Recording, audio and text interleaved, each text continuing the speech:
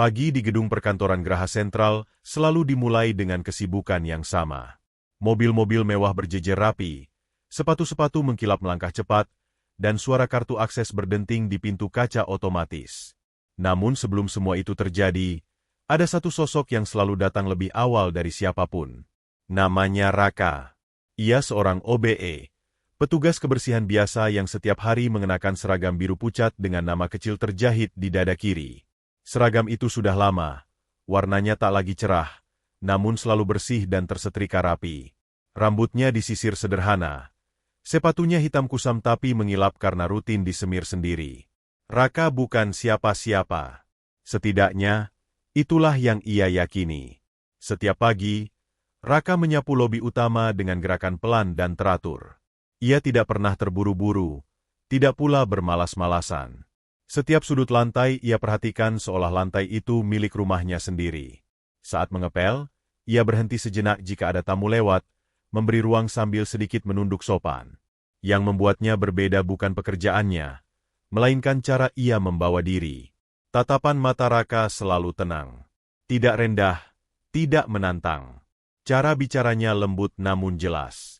Ia tidak pernah memotong pembicaraan, tidak suka bercanda berlebihan, dan selalu menjawab dengan kalimat lengkap. Sikap itu, tanpa ia sadari, menimbulkan kesan yang aneh bagi orang-orang di sekitarnya. "Obe kok kayak orang penting ya? Cara ngomongnya beda. Kayak pernah duduk di ruang rapat direksi."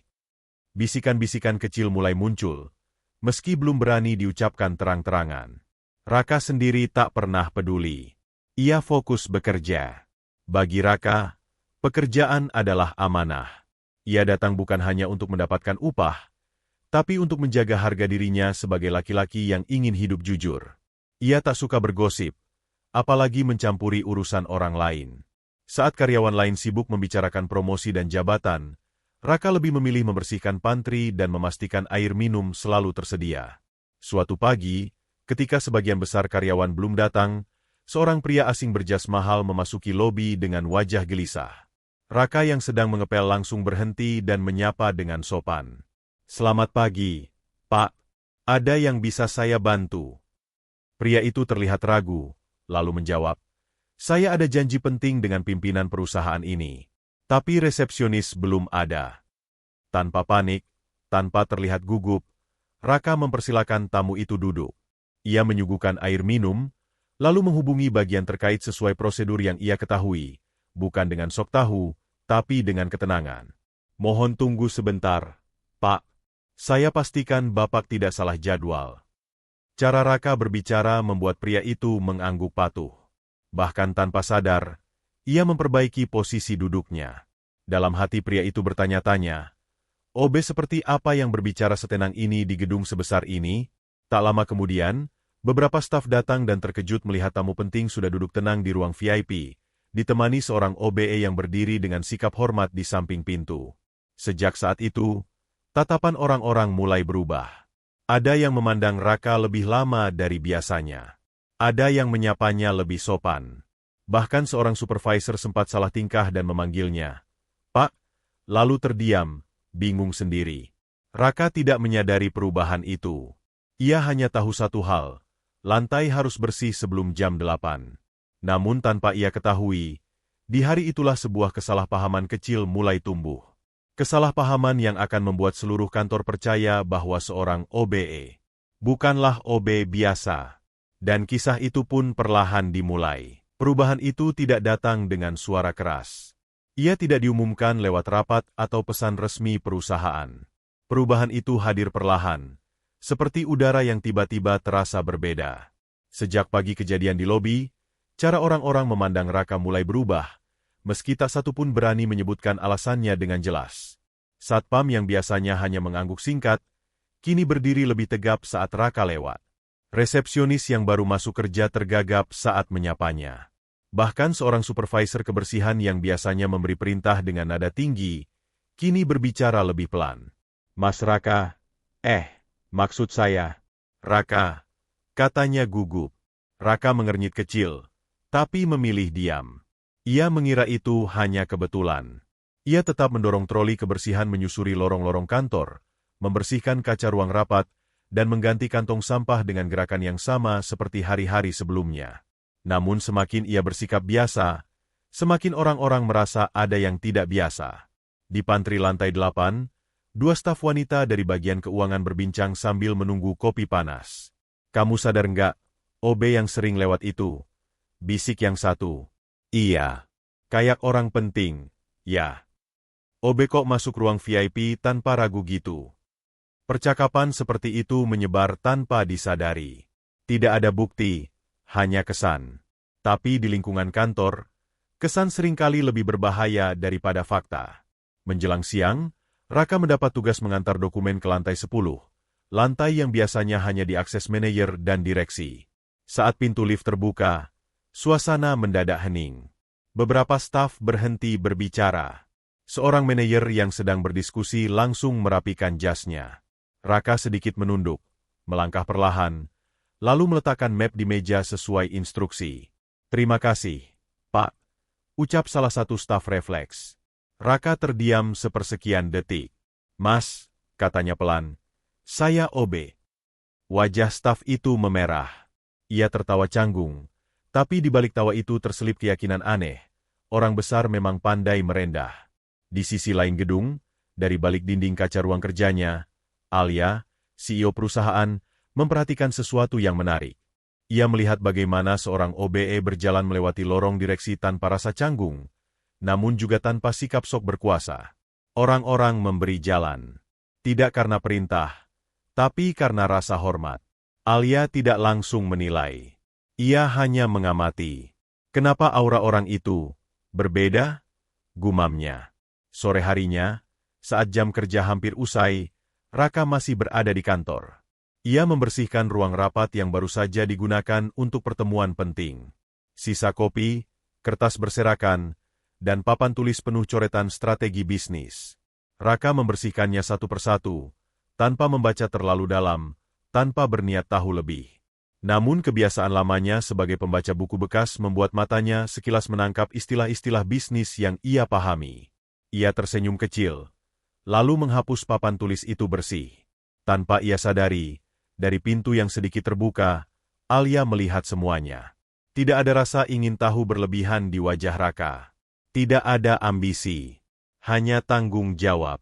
Malam itu, rumor mulai berubah bentuk. Bukan lagi OB aneh, melainkan dia pasti sedang menyamar. Raka pulang dengan langkah biasa, membawa tas kecil berisi makan malam sederhana. Ia tidak tahu bahwa sejak hari itu, setiap senyum kecilnya akan ditafsirkan sebagai strategi, setiap diamnya dianggap kebijaksanaan. Ia hanya ingin bekerja dengan jujur. Namun dunia kantor mulai menuliskan cerita lain untuknya. Dan tanpa meminta, Raka mulai dihormati, karena sesuatu yang bukan ia miliki. Sejak hari itu, Raka mulai merasakan sesuatu yang ganjil, meski ia tak bisa menjelaskannya dengan kata-kata. Udara di kantor terasa sama, jadwal kerjanya tetap, namun cara orang memandangnya berubah. Bukan lagi sekadar lewat, melainkan memperhatikan. Bukan lagi sekadar menyapa, melainkan mencari-cari alasan untuk berbicara. Yang paling kentara adalah perubahan sikap para staf wanita. Di pantry, Raka sering mendapati gelas-gelas kosong diletakkan sengaja di dekatnya. "Mas Raka, boleh minta tolong ambilkan air panas?" "Mas, ini mesin kopi kok error ya." Padahal mesin itu baik-baik saja. Ada pula yang pura-pura menjatuhkan pulpen di hadapannya, lalu tersenyum lebih lama dari seharusnya. Ada yang tiba-tiba rajin menyapa pagi dengan suara lembut, seolah Raka bukan OBE, melainkan seseorang yang patut diperhatikan. Raka bingung. Ia menolong sebatas kewajiban, tidak lebih. Namun semakin ia bersikap netral, semakin orang-orang menafsirkan sikap itu sebagai harisma seorang pemimpin yang menjaga jarak. Dia nggak genit sama sekali. Berwibawa. Kayaknya tipe CEO yang setia sama satu wanita. Bisikan-bisikan itu menyebar cepat, terutama di kalangan staf wanita muda yang bekerja di kantor itu. Tanpa sadar, mereka mulai bersaing halus. Siapa yang paling sering menyapa Raka? Siapa yang paling diperhatikan? Meski Raka sendiri tidak pernah merasa memperhatikan siapapun secara khusus. Suatu siang, Raka diminta membersihkan ruang arsip. Di sana, ia bertemu Nina, staf administrasi yang sedang lembur sendirian. Wajah Nina terlihat lelah, matanya sembab. Tidak seperti yang lain, Nina tidak tersenyum dibuat-buat. "Mas Raka," ucapnya pelan, "boleh duduk sebentar?" Raka ragu, lalu mengangguk. Mereka duduk berseberangan, terpisah meja arsip. Tidak ada rayuan, tidak ada basa-basi. Nina hanya bercerita tentang tekanan kerja dan target yang tak masuk akal. Raka mendengarkan. Hanya itu. Namun bagi Nina, itulah pertama kalinya ada seseorang di kantor yang mendengarkan tanpa menilai. Ia tidak tahu soal rumor. Ia hanya melihat Raka sebagai manusia biasa yang tenang. Di luar ruangan itu, dua staf wanita lain melihat mereka dari kejauhan. "Fix," kata salah satu, "dia pilihannya selektif." "OB, nggak mungkin. Dia pasti orang besar." Sementara itu, Raka pulang dengan perasaan aneh. Ia tidak merasa istimewa, tapi merasa terasing. Seolah semua orang melihat sesuatu yang tidak ia miliki. Dan tanpa ia sadari, perhatian itu baru saja berubah menjadi obsesi kolektif. Karyawan tidak lagi sekadar menebak. Mereka mulai meyakinkan diri sendiri. Setiap kebetulan dianggap petunjuk. Setiap kesopanan Raka ditafsirkan sebagai strategi kepemimpinan. Saat Raka menolak dibukakan pintu lift, CEO sejati memang mandiri. Saat Raka makan siang sendirian, orang besar nggak suka keramaian. Saat Raka pulang tepat waktu, dia jaga citra, pasti punya agenda lain. Tak satu pun dari mereka berpikir bahwa jawabannya sederhana. Raka hanyalah OB yang tahu batas. Di lantai teratas, Alia semakin sering mengamati. Ia melihat dinamika kantor berubah. Karyawan lebih tertib, lebih sopan. Anehnya, semua itu terjadi tanpa instruksi resmi. Semua seolah ingin terlihat baik di hadapan seorang OBE. "Ini menarik," gumam Alia.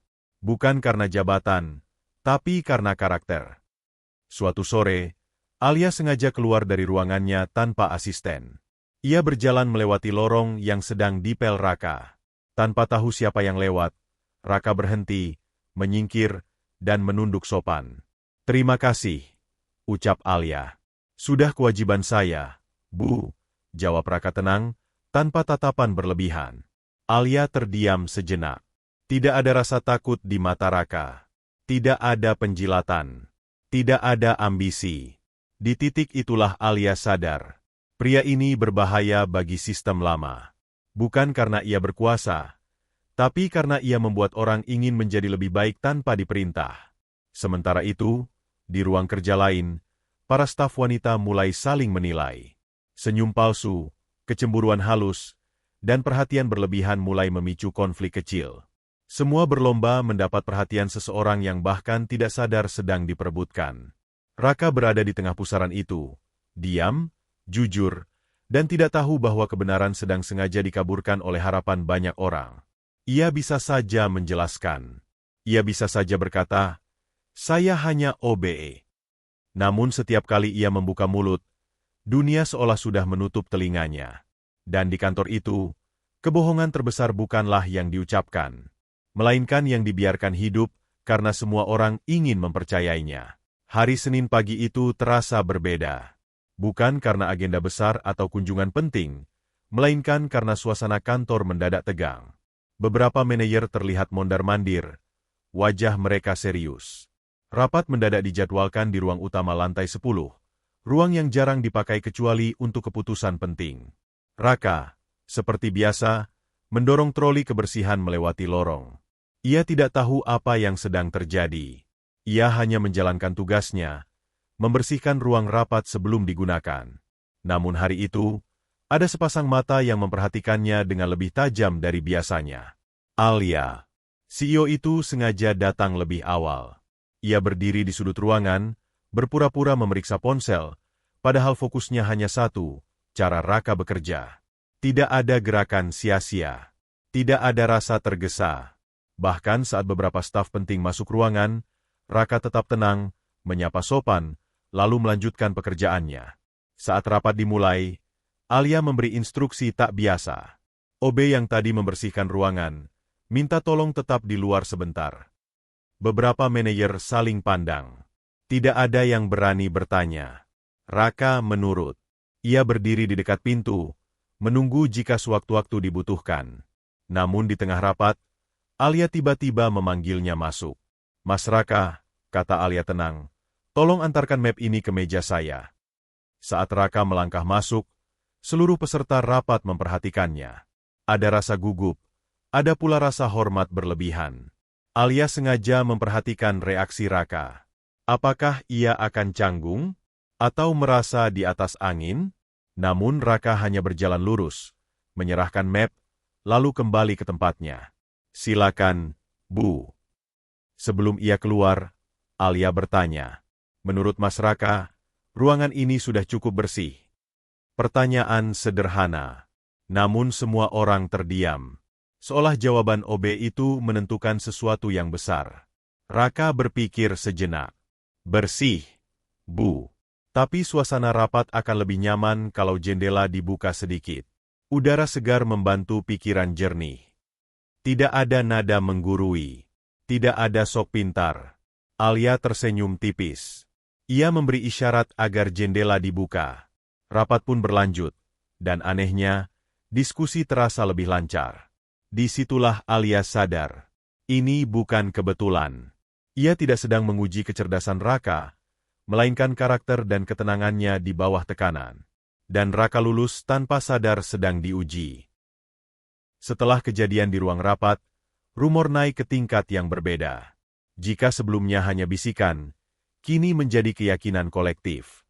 Para manajer mulai bersikap ekstra hati-hati. Para staf wanita semakin terang-terangan mencari perhatian. Mas Raka, makan siang bareng ya? Mas, ini aku bawain kopi. Raka menolak dengan sopan. Ia merasa tidak nyaman. Ada jarak tak kasat mata yang tumbuh antara dirinya dan lingkungan kerja. Ia ingin kembali menjadi tak terlihat, seperti dulu. Namun dunia kantor tidak mengizinkannya. Nina, satu-satunya yang bersikap biasa, mulai menyadari tekanan itu.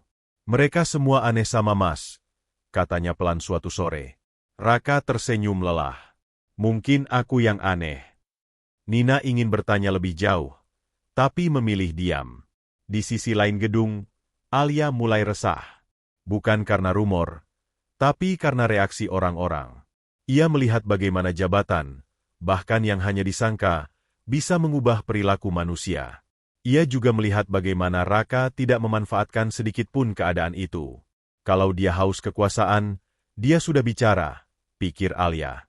Tapi dia memilih diam. Suatu malam, Alia sengaja lembur. Ia melihat Raka masih membersihkan lorong, padahal jam kerja hampir selesai. Mas Raka, panggil Alia. Raka terkejut, lalu menunduk sopan. Ada yang bisa saya bantu, Bu? Alia menatapnya lama. Banyak orang mengira Mas bukan OBE biasa. Raka menelan ludah. Ini kalimat yang selama ini ia hindari. Saya hanya OB, Bu. Alia mengangguk. Saya tahu. Tapi orang lain tidak mau tahu. Raka terdiam. Kalau saya bicara, mereka percaya, tanyanya lirih. Alia tidak menjawab. Jawaban itu terlalu jujur. Malam itu, Raka pulang dengan langkah berat. Untuk pertama kalinya, ia sadar bahwa diamnya bukan lagi netral. Diamnya kini menjadi bahan bakar bagi kebohongan yang tak pernah ia buat. Dan Alia pun sadar, jika kebenaran ini suatu hari terungkap, akan ada yang terluka, entah Raka atau seluruh kantor.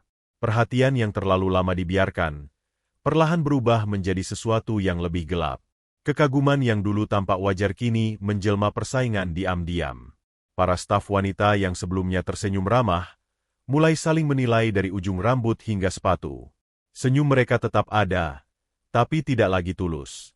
Nama Raka menjadi topik yang tak pernah selesai. Dia beda ke Nina. Pasti karena Nina kelihatan polos. Atau karena dia mau serius, bukan main-main. Kalimat-kalimat itu beredar cepat, memicu kecemburuan yang tak sehat. Setiap gerak Nina kini diawasi. Setiap kebetulan bersama Raka dianggap sebagai bukti hubungan tersembunyi. Padahal yang sebenarnya terjadi sangat sederhana. Raka hanya sering membantu Nina membawa arsip, karena melihat perempuan itu kerap lembur sendirian. Ia hanya menanyakan apakah Nina sudah makan, seperti ia menanyakan hal yang sama kepada satpam atau petugas parkir. Namun di mata orang-orang, kesederhanaan itu berubah makna. Di pantry, dua staf wanita berbicara dengan nada rendah tapi tajam. Kalau dia benar CEO, masa ia tertarik sama staf biasa? Justru itu. Dia cari yang nggak matre. Kata-kata itu sampai ke telinga Nina. Wajahnya memucat. Ia tidak pernah berniat mencari perhatian. Ia hanya nyaman berbicara dengan seseorang yang memperlakukannya setara. Sore itu, Nina memberanikan diri mendekati Raka. "Mas, apa aku bikin masalah?" tanyanya pelan. Raka terkejut. "Masalah apa?" "Mereka ngomongin kita." Raka menarik napas panjang. Untuk pertama kalinya, ia merasa keberadaannya menyakiti orang lain. "Maaf," katanya tulus. "Aku nggak bermaksud apa-apa." Nina tersenyum kecil, tapi matanya berkaca-kaca. "Aku tahu." Di sudut lain kantor, Alia mengamati konflik yang mulai muncul. Ia melihat bagaimana status, bahkan yang palsu, bisa merusak hubungan kerja. Ia mulai mempertanyakan keputusannya untuk membiarkan rumor ini hidup terlalu lama. Ini sudah bukan sekadar eksperimen sosial, pikirnya. Ini mulai melukai orang. Tekanan itu kini dirasakan Raka sepenuhnya. Ia bukan lagi sekadar OBE yang disangka CEO. Ia kini menjadi pusat emosi banyak orang. Kagum, iri, berharap, dan kecewa. Semua bercampur menjadi satu beban berat. Raka mulai menarik diri. Ia menghindari pantry saat jam ramai. Ia mempercepat pekerjaannya agar tak perlu berlama-lama di satu tempat. Namun semakin ia menjauh, semakin orang-orang menafsirkannya sebagai sikap elit. Dia sengaja jaga jarak. Orang besar emang begitu. Raka pulang dengan kepala penuh. Ia duduk lama di kamar kontrakannya yang sempit, menatap langit-langit, bertanya pada diri sendiri. Sampai kapan semua ini harus dibiarkan? Ia sadar, kejujuran bukan sekadar soal berkata benar, tapi juga keberanian menghadapi akibatnya. Jika ia mengaku sekarang, banyak yang akan malu. Jika ia terus diam, lebih banyak yang akan terluka. Di kantor, Nina semakin tertekan. Rekan-rekannya mulai dingin. Ada yang menyindir, ada yang menjauh. Nina menahan semua itu sendirian. Alia akhirnya memanggil Raka ke ruangannya. "Mas Raka," katanya serius, "ini sudah terlalu jauh." Raka menunduk. "Saya tahu, Bu. Kalau saya minta Mas bicara di depan semua orang, Mas siap?" Pertanyaan itu seperti palu. Raka terdiam lama. "Kalau saya bicara," katanya pelan, "apa mereka mau mendengar?" Alia tidak langsung menjawab. "Kebenaran tidak selalu ingin didengar," katanya akhirnya. "Tapi selalu perlu diucapkan." Malam itu, Raka berdiri lama di lobi yang kini sepi. Tempat di mana semua ini bermula. Ia memandang lantai mengilap yang dulu ia pel tanpa rasa apa-apa. Kini lantai itu memantulkan bayangan seseorang yang sedang berjuang antara diam dan jujur. Dan di titik itulah, Raka tahu, bab berikutnya tidak akan ringan. Karena ketika kebenaran diucapkan, tidak semua orang akan selamat dari rasa malu. Pagi itu, suasana kantor terasa berat sejak langkah pertama memasuki lobi. Tidak ada yang tahu alasan pastinya, namun sebuah undangan rapat umum tersebar ke seluruh divisi. Semua karyawan diminta hadir di aula lantai bawah tepat pukul 9. Tidak ada agenda tertulis, tidak ada keterangan tambahan. Raka membaca pengumuman itu dengan jantung berdebar. Tangannya sedikit gemetar saat ia merapikan seragam OBE. Untuk pertama kalinya sejak bekerja di gedung itu, ia merasa takut. Bukan takut dimarahi, bukan takut kehilangan pekerjaan, melainkan takut melihat wajah-wajah yang selama ini menaruh harapan palsu padanya. Aula penuh. Karyawan berdiri dan duduk bercampur. Bisik-bisik terdengar di mana-mana. Banyak mata mencari satu sosok yang tak kunjung muncul. OB itu belum datang. Pasti duduk di barisan depan. Ketika pintu aula terbuka, semua suara langsung mereda.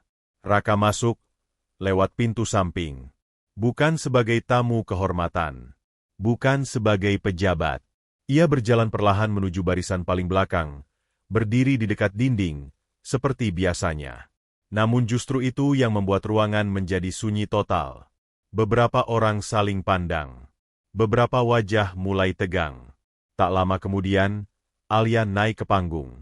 Wajahnya tenang, tapi sorot matanya tegas.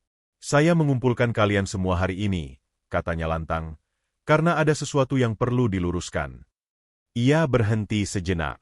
Bukan tentang kinerja, bukan tentang target, tapi tentang cara kita memandang manusia. Beberapa orang menelan ludah. Alia mengangkat tangannya sedikit, lalu menunjuk ke arah belakang. "Mas Raka, silakan maju." Detik itu, dunia Raka seolah berhenti. Langkahnya berat. Setiap meter menuju panggung terasa seperti menyeret seluruh beban yang ia pendam berbulan-bulan. Ia bisa merasakan tatapan-tatapan menembus punggungnya, penuh harap, penasaran, dan keyakinan. Saat ia berdiri di samping Alia, beberapa staf wanita menahan napas.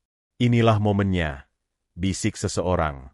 Alia menatap seluruh ruangan. "Pria ini adalah OBE perusahaan kita." Kata-kata itu jatuh seperti palu. Beberapa orang tertawa kecil, mengira itu lelucon. Namun wajah Alia tidak berubah. Dan tidak pernah ada satupun hari di mana dia mengaku sebagai CEO. Tidak pernah. Ruangan mulai gaduh. Tidak mungkin. Tapi semua orang bilang, "Kalau bukan CEO, kenapa?" Raka menunduk. "Saya hanya OBE," katanya pelan namun jelas. "Saya tidak pernah ingin disalahpahami. Saya hanya tidak tahu bagaimana cara menghentikannya." Suara itu jujur, tanpa pembelaan, tanpa drama. Dan justru karena itulah, banyak kepala tertunduk. Aula itu kini dipenuhi keheningan yang berbeda. Bukan lagi tegang, melainkan malu. Orang-orang mulai menyadari betapa jauh imajinasi mereka melampaui kenyataan. Alia kembali berbicara. "Yang membuat saya prihatin bukan rumor itu," katanya. "Tapi bagaimana rumor itu mengubah sikap kalian." Ia memandang satu persatu wajah di hadapannya. "Kalian menghormati seseorang bukan karena pekerjaannya, tapi karena jabatan yang kalian kira ia miliki." Beberapa manajer menunduk. Beberapa staf wanita terlihat pucat. Ada yang menggenggam tasnya erat, ada yang menahan air mata. Nina berdiri kaku di tengah kerumunan. Matanya berkaca-kaca saat menatap Raka. Bukan karena kecewa, tapi karena lega. Akhirnya, semua jelas. Raka melanjutkan, suaranya masih rendah. "Saya tidak marah. Saya hanya ingin bekerja dengan jujur. Kalau selama ini sikap saya dianggap sesuatu yang lebih, itu bukan karena jabatan. Itu karena cara saya diajarkan untuk menghargai orang." Kata-kata itu menusuk lebih dalam daripada teriakan. Satu persatu, orang-orang mulai menyadari kesalahan mereka sendiri. Ada yang dulu meremehkan OBE, lalu tiba-tiba menghormatinya karena dugaan status. Ada yang mendekat dengan niat tersembunyi. Ada pula yang iri tanpa alasan. Alia menutup pertemuan itu dengan satu kalimat yang tak akan dilupakan siapapun. "Mulai hari ini, saya ingin kalian menghormati siapapun, bahkan sebelum kalian tahu siapa dia." Setelah rapat bubar, suasana kantor berubah drastis. Tidak ada lagi tatapan berlebihan. Tidak ada bisikan penuh dugaan. Yang tersisa hanya keheningan canggung dan rasa introspeksi. Di lobi, Raka kembali mendorong troli kebersihannya. Namun kali ini, ketika ia lewat, orang-orang tidak memberi hormat karena takut atau harap. Mereka menyapa dengan tulus. Bukan karena ia CEO, bukan karena rumor, melainkan karena mereka tahu. Ia adalah OBE yang tidak pernah kehilangan martabatnya. Dan bagi Raka, itulah jabatan tertinggi yang pernah ia miliki. Hari-hari setelah rapat besar itu berjalan dengan sunyi yang aneh. Kantor tetap beroperasi seperti biasa, namun ada sesuatu yang berubah secara mendasar. Tidak ada lagi bisik-bisik berlebihan. Tidak ada lagi senyum penuh maksud tersembunyi. Orang-orang kini berbicara seperlunya, dan ketika menyapa Raka, mereka melakukannya dengan kesadaran baru. Sebagian karyawan merasa malu. Malu karena dulu meremehkan OBE, lalu tiba-tiba menghormatinya saat mengira ia seorang CEO. Malu karena menyadari bahwa sikap mereka ditentukan oleh status, bukan oleh nilai manusia. Tidak sedikit yang memilih menjaga jarak, bukan karena benci, tetapi karena belum sanggup menatap cermin diri mereka sendiri. Raka merasakan perubahan itu. Namun ia tidak menyimpan dendam. Ia tetap datang lebih pagi, tetap membersihkan lobi dengan teliti, tetap menyapa satpam dan resepsionis dengan senyum yang sama. Tidak ada sikap, aku sudah benar. Tidak ada rasa ingin diakui. Justru itu yang membuat rasa hormat kini tumbuh. Perlahan tapi tulus. Nina mendekati Raka suatu sore, saat kantor mulai sepi. Mas, katanya pelan, aku mau minta maaf. Raka terkejut. Kenapa kamu minta maaf? Aku sempat takut. Takut kamu berubah. Takut kamu sebenarnya seperti yang mereka kira. Raka tersenyum tipis. Aku bahkan takut pada diriku sendiri, katanya jujur. Takut terbiasa dianggap lebih.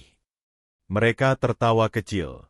Untuk pertama kalinya, tawa itu terasa ringan. Tidak dibebani rumor, tidak dibungkus prasangka. Di lantai teratas, Alia mengamati semua itu dari balik kaca. Ia melihat bagaimana kebenaran memang menyakitkan di awal, tapi membersihkan banyak hal. Ia memanggil Raka ke ruangannya. Mas Raka, katanya serius namun hangat, saya ingin menawarkan sesuatu. Raka menunduk sopan. Pelatihan internal. Bukan promosi instan, tapi kesempatan berkembang. Karena karakter seperti Mas, jarang. Raka terdiam lama. Kalau saya terima, katanya pelan, saya tidak ingin diperlakukan istimewa. Alia tersenyum.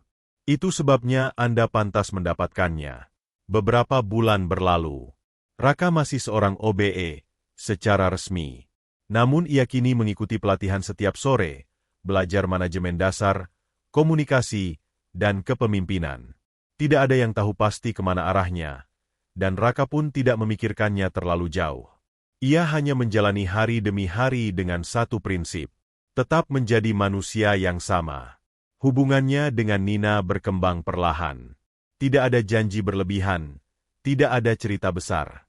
Mereka berbagi makan siang sederhana. Berbagi cerita tentang lelah dan harapan. Kantor pun berubah. Orang-orang mulai menyapa OB lain dengan lebih sopan. Mulai menghargai petugas kebersihan, satpam, dan staf pendukung tanpa perlu menunggu siapa di balik seragam itu. Tanpa disadari, Raka telah meninggalkan jejak yang lebih kuat daripada jabatan apapun. Suatu pagi, Raka kembali berdiri di lobi, tempat di mana semua kesalahpahaman itu bermula. Ia mengepel lantai dengan gerakan yang sama seperti dulu. Tidak ada kamera, tidak ada perhatian khusus. Seorang karyawan baru lewat dan bertanya, Mas, Bapak siapa ya? Kok semua orang hormat? Raka tersenyum. Saya OB. Jawaban itu kini terdengar cukup. Di ruang kerjanya, Alia menatap daftar karyawan dan berhenti pada satu nama. Ia tersenyum kecil. Kepemimpinan sejati, gumamnya, tidak selalu duduk di kursi empuk. Dan di luar sana, seorang OBE telah membuktikan satu hal yang sering dilupakan dunia kerja. Bahwa jabatan bisa dibeli, kekuasaan bisa diwariskan, tapi martabat hanya dimiliki oleh mereka yang tidak menukarnya dengan apapun. Raka pulang sore itu dengan langkah ringan. Ia bukan CEO, namun ia pulang sebagai manusia yang utuh. Dan itulah akhir kisah seorang OBE, yang pernah dianggap CEO, namun tak pernah kehilangan dirinya sendiri.